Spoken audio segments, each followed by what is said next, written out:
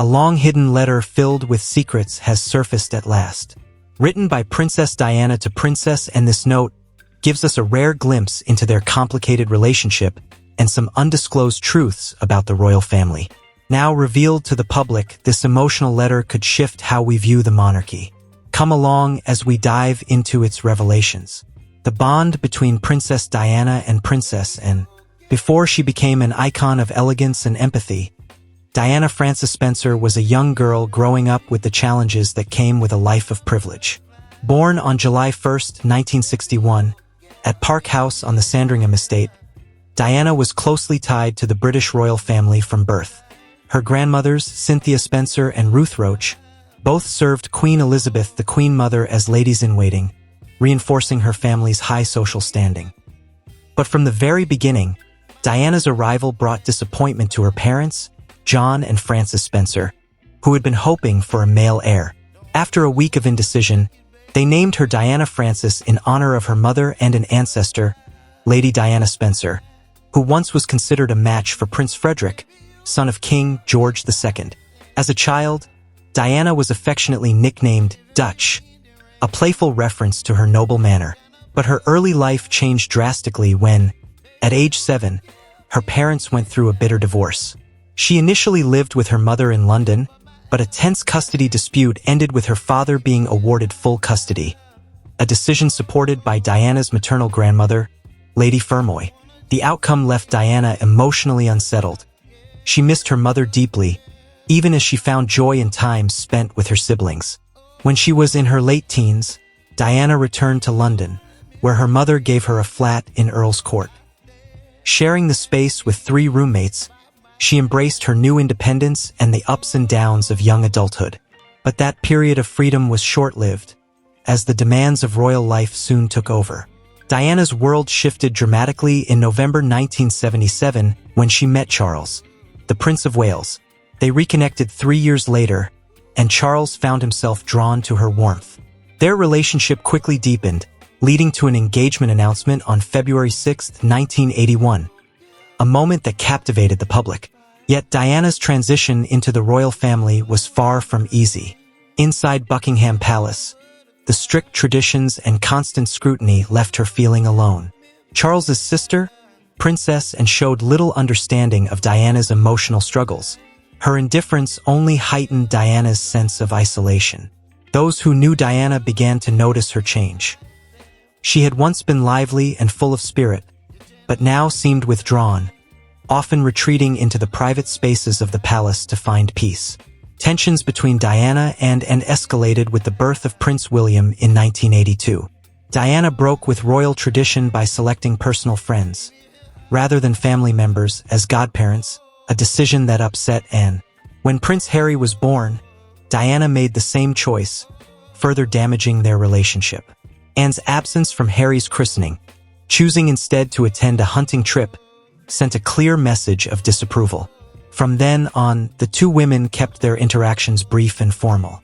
Diana became increasingly determined to create her own place within the royal family, a struggle between conforming to expectations and staying true to herself. Tradition versus individuality. Within the grand corridors of Buckingham Palace, Princess Anne and Princess Diana embodied 2 very different approaches to royal life. And Queen Elizabeth II's unwavering daughter treated her duties with deep commitment. Her schedule was packed with charity engagements and military events, though they rarely drew media attention. For Anne, being royal meant showing up and doing the work, not seeking the spotlight. Diana, in contrast, brought a radiant energy to the royal family after marrying Prince Charles. Her genuine compassion struck a chord with the public. She didn't shy away from hugging ill children, sharing her feelings openly, or defying royal formality.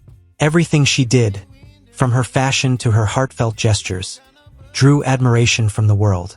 Former royal correspondent James Milton remarked that Diana's enchanting presence began shifting the royal dynamic, often overshadowing Anne's consistent but less glamorous efforts. Yet behind the smiles and appearances, a subtle tension simmered between the 2 women.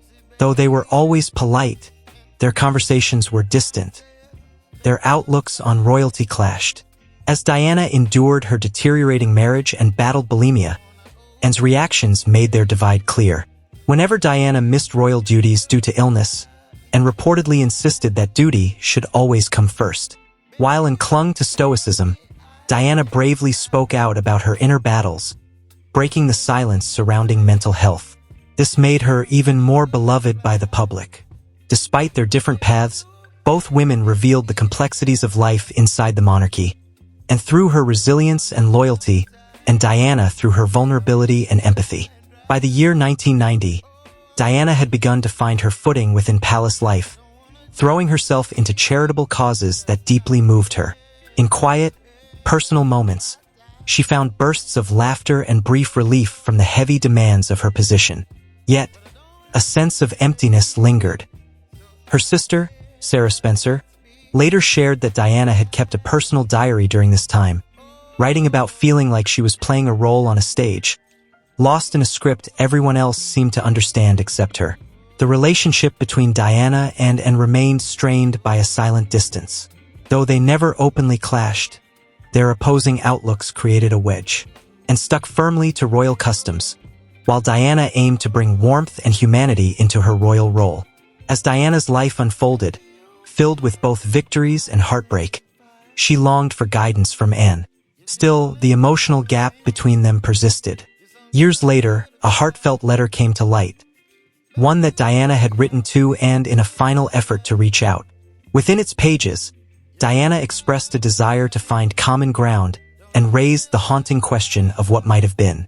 This letter, now a key piece of their story, holds the emotional weight of Diana's unrealized hope for a deeper bond with Anne. The contents of Princess Diana's letter to Princess Anne. In an old, dust-covered box, an extraordinary find was made. A personal collection of letters from the late Princess Diana. Among them was one envelope that stood out. It was sealed, addressed to Princess, and Anne had remained unopened for over 26 years. Marked with Diana's crimson wax seal, the envelope immediately drew attention from historians like Dr. Sarah Matthews, who understood its historical importance. When the letter was finally opened, it revealed Diana's candid thoughts written just a few months before her untimely death in 1997. In it, she acknowledged the inevitable changes facing the royal family and foresaw the intense media attention her sons, William and Harry, would one day endure. What surprised many was Diana's heartfelt request. She expressed a deep wish that, if anything were to happen to her, Princess Anne would watch over her sons. This revealed a level of trust few people expected, especially given the perceived distance between them. As royal historians examined the letter further, they were struck by Diana's insight into the ongoing conflict between tradition and modernization within the monarchy. Her words reflected a deep awareness of the tension between personal privacy and public responsibility. Confirmed to be authentic by handwriting specialists, the letter is now preserved in the British Library. Its contents have reignited conversations about Diana's legacy and her relationship with Anne. Even decades after her death, the monarchy still wrestles with the same issues Diana once raised. A testament to the power of her voice, her maternal devotion, and her role as a humanitarian. Diana's fear for the future. By spring 1990, there was a noticeable change in Princess Diana's behavior. Friends and staff observed an increasing urgency in her actions. The composed woman they once knew now appeared anxious, often writing letters that seemed frantic and scattered. Her royal protection officer frequently found her hunched over her desk at dawn, surrounded by sealed envelopes containing troubling warnings about dangers she believed were closing in. In one particularly unsettling letter to her butler, Paul Burrell, Diana shared her fear of being silenced by powerful individuals. Her letter to Princess Anne stood out for its emotional weight. She confided her concerns for the future of her sons, William and Harry, especially under the intense pressures of royal life. Though she and Anne were not close, Diana admired Anne's inner strength. She reached out, hoping Anne might help guide her sons in embracing their unique identities, despite the expectations of the royal institution. At the time, Diana was making bold humanitarian efforts, especially her campaign against landmines, which drew both praise and criticism. Although she had lost her Royal Highness title, she was finding a new voice, one that resonated globally. Yet with that new voice came new fears. Diana became hyper-aware of her environment, often noticing suspicious vehicles nearby and strange clicking sounds during phone calls. Even so, her message to and remained optimistic. She envisioned a future monarchy that could adapt and better support her son's individuality. In closing, Diana revealed her greatest concern, her son's happiness, and bravely predicted that time would eventually confirm the truths she had seen. Looking back, her words carry even more weight as we now watch William navigate royal duties and Harry pursue independence abroad, the fulfillment of Diana's vision. In a significant shift, Prince William and Prince Harry have grown into lives that seem to mirror the vision their mother once expressed. Diana's call for change within the royal family, highlighted in a 1997 article just before her death, seems more relevant today than ever. William, the future king, has managed to balance royal tradition with a modern approach. He married for love and ensures his children, Prince George, Princess Charlotte, and Prince Louis, grow up with a life that feels familiar and grounded. This reflects Diana's desire for a more relatable and emotionally open royal family. Meanwhile, Prince Harry's decision to step back from his royal duties in 2020, alongside his wife Meghan Markle, highlights the very concerns Diana once voiced about the demands of royal life. Harry has focused on his personal happiness and mental health advocacy, aligning with initiatives like Better Up and the Archewell Foundation. His efforts echo Diana's belief in a monarchy that evolves and places personal well-being over outdated expectations. Interestingly, Princess Anne's quiet response to Harry's revelations stood out compared to other family members. Her calm and steady silence shows a kind of quiet strength, one that Diana seemed to value in her letter. Even after her passing, Diana's legacy continues to influence the royal family. Her resilience, compassion, and hopes for her sons are now reflected in the very different paths they have chosen.